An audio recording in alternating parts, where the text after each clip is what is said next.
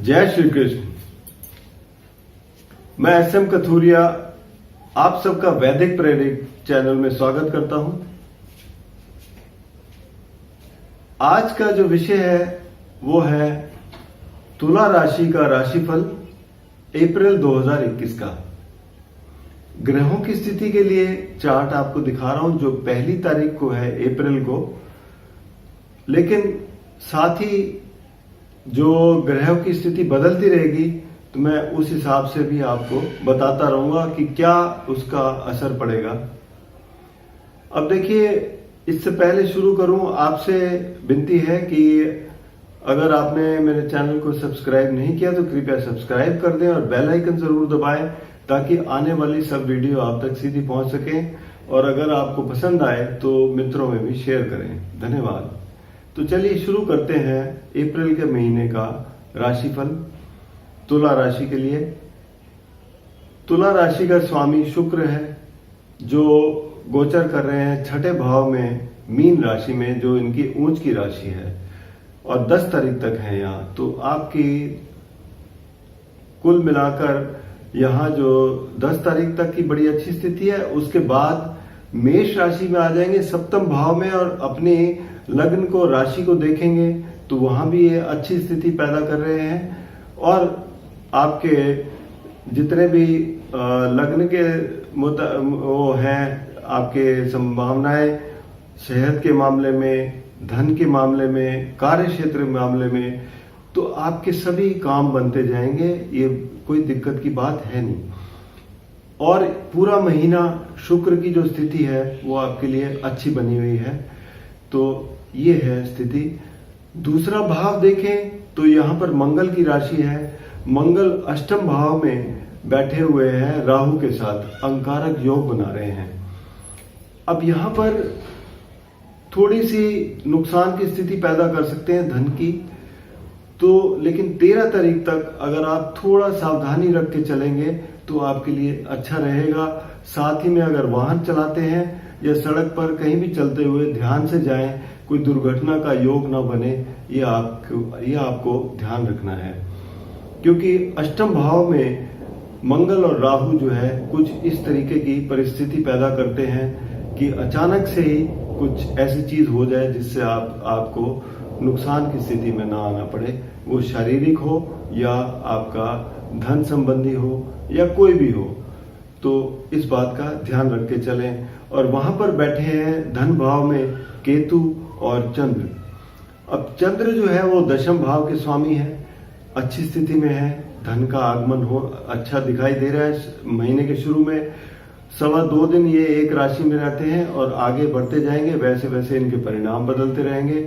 केतु की उपस्थिति दूसरे घर में जो है वो ये दर्शाती है कि आपको अपनी वाणी पर थोड़ा सा नियंत्रण करना है, और साथ ही में आपको ये संभावनाएं भी पैदा करते हैं कि आप कोई लैंग्वेजेस या कोई अन्य उसमें निपुण हो सकते हैं, क्योंकि केतु दूसरे भाव में आपको इस तरीके की ओर, आपकी शिक्षा की ओर, दूसरे भाषाओं की ओर आपको काफी एक्सपर्ट बनाते हैं। और आपको धन के मामले में थोड़ी सी परेशानी हो सकती है, इस बात का आप ध्यान रखें। तीसरे भाव की बात करें तो यहाँ स्वामी है गुरु, तीसरे और 6ठे भाव के, और गुरु बैठे हैं 4थे घर में शनि के साथ, और शनि भी अपनी ही राशि में बैठे हैं। तो हालांकि नीच भंग भी हो रहा है, लेकिन फिर भी आपको ये ध्यान रखना है कि कोई भी अगर आप प्रॉपर्टी के संबंधित निवेश करना चाहते हैं या वाहन के संबंधित कोई निवेश करना चाहते हैं तो ये समय थोड़ा सा आपके लिए कोई ऐसा हो सकता है जिसमें कोई विवाद या कोई डिस्प्यूट पैदा होने की स्थिति पैदा हो सकती है। इस बात का आप ध्यान रख के चलें। 4थे घर में जो शनि का ही है, शनि स्वयं बैठे हैं वहां पर, आपके लिए बड़ी अच्छी स्थिति पैदा जहां बैठते हैं, क्योंकि तुला राशि के लिए शनि जो है वो योग कारक भी हैं। एक केंद्र के स्वामी है और एक त्रिकोण के स्वामी है। तो शनि आपको बड़े अच्छे परिणाम से अवगत कराएंगे, कोई चिंता की बात नहीं है मेहनत से। और आपको परिवार में भी स्थिति अच्छी ही दिखाई देती है। और साथ ही में 5म भाव जो है और चौथा और पंचम भाव दोनों ही इनके हैं। तो शिक्षा के क्षेत्र में विद्यार्थियों के लिए ये अच्छा समय है मेहनत करके आगे बढ़ने का और अपनी पढ़ाई के ऊपर फोकस करने का। बच्चों का ये समय बहुत अच्छा रहेगा। कुछ नया करना चाहते हैं तो वो कर सकते हैं। क्रिएटिविटी अगर कोई है टेक्निकल साइड में तो वो भी आपकी उभर कर सामने आएगी। छठे भाव में 3 ग्रह बैठे हैं, सूर्य, शुक्र और बुध। अब मीन राशि में बैठे हैं, छठे घर में सूर्य अच्छी स्थिति में है, लेकिन और ये आय भाव के स्वामी भी हैं, तो आय में तो आपकी अच्छी वृद्धि होगी। लेकिन ये 13 तारीख को मेष राशि में चले जाएंगे सप्तम भाव में और यहां पर ऊंच के हो जाएंगे। तो आय में तो आपकी वृद्धि बनी रहेगी, लेकिन जब ऊंच के मेष राशि में होंगे तो यहां थोड़ा सा आपको जो पार्टनरशिप या किसी पति पत्नी के संबंधों में थोड़ी सी जो, क्योंकि क्रूर ग्रह हैं, यहाँ ऐसी कुछ स्थिति पैदा, तनाव सा पैदा कर सकते हैं। इस बात का आप ध्यान रखें। वरना वैसे आपके जो बाहर के जितने भी रिश्ते हैं, बाहर के जितने भी कांटेक्ट हैं, उनमें आपका मान सम्मान काफी रहेगा और आपको काफी पूछा जाएगा। आपकी यात्राएं वगैरह जो भी होंगी व्यवसाय के मामले में वो सफल रहेंगी। तो इस तरीके के परिणाम देते हैं। साथ ही में बुध भी जो है वो 16 तारीख को मेष में आ जाएंगे और शुक्र 10 तारीख को मेष राशि में आ जाएंगे। तो तीनों ग्रहों का यहाँ पर जमावड़ा हो जाएगा। बुध और शुक्र तुला राशि के लिए, क्योंकि बुध और शुक्र जो है वो राशि स्वामी है और साथ ही नवम भाव के स्वामी है बुध, तो एक ये अच्छा राजयोग भी बनाते हैं। तो कुल मिलाकर सप्तम भाव के लिए ये आपके बड़े अच्छे परिणाम लाएंगे। अष्टम भाव में मंगल राहु का योग है अंगारक, जैसे मैंने बताया उस बातों का ध्यान रखें तो आपके लिए समय सामान्य निकलेगा। नवम भाव के स्वामी बुध है, तो बुध सप्तम भाव में आएंगे अपनी नीच की राशि छोड़कर।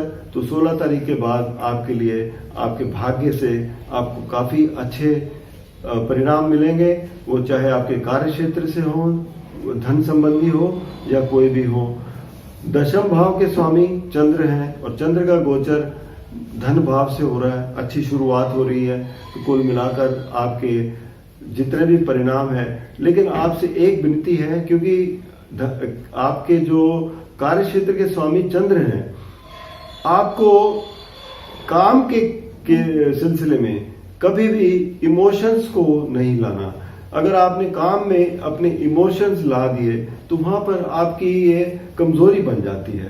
तो इन बातों का ध्यान रख के चलें। इसके अलावा सूर्य जो है वो पंचम एकादश भाव के स्वामी, उनकी भी स्थिति अच्छी है। आपकी आय अच्छी बनी रहेगी इस महीने तुला राशि वालों के लिए, तो काफी स्थिति बनी हुई है अच्छी। और साथ ही में द्वादश भाव के स्वामी बुध हैं, बुध की भी स्थिति 16 तारीख के बाद अच्छी हो जाएगी। तो तुला राशि वालों के लिए सिवाय एक की अहंकारक योग का जो अष्टम भाव में बन रहा है उसका ध्यान रखें। बार बार कह रहा हूं, ध्यान रखें। गाड़ी चलाते हैं या कहीं धन का निवेश करना चाहते हैं, सोच समझ कर करें। कहीं डॉक्यूमेंट साइन करने हैं, वो भी सोच समझ कर करें। तो आपके लिए ये महीना बहुत अच्छा जाएगा। तो ये था तुला राशि वालों का राशिफल। और अगर आपको व्यक्तिगत रूप में कोई समस्या आ रही हो तो नीचे दिए गए नंबर पर संपर्क करें या वैदिकप्रेरिक.com पर लॉगिन कर सकते हैं। उपाय के तौर पर तुला राशि वाले उपाय ऐसे करें जिससे लाभ हो, जैसे कि अच्छे कपड़े पहने, क्योंकि शुक्र जो है वो आपके रिश्तों से संबंधित है। और जब आप रिश्तों की बात करते हैं तो आपकी अपीयरेंस बड़ी मायने रखती है। तो आप कपड़े अच्छे पहने, कोई परफ्यूम वगैरह लगा के रहें और साथ ही में चंदन का टीका वगैरह लगाएं। और एक उपाय और होता है कि गाय को सेवा करना आपके लिए बड़ा ही लाभकारी सिद्ध होता है। तो ये थे तुला राशि वालों के लिए उपाय। इनसे ये छोटे छोटे उपाय हैं लेकिन इनको करने से आपको लाभ बड़े मिलते हैं। लेकिन लगातार करते रहिए, क्योंकि छोड़ देना बीच में और ये कहना कि मुझे तो कोई फायदा नहीं हुआ, ऐसा नहीं होता। आप करते रहेंगे, आपको अवश्य लाभ होगा। तो इसके साथ ही आपको ये समाप्त करता हूं। धन्यवाद।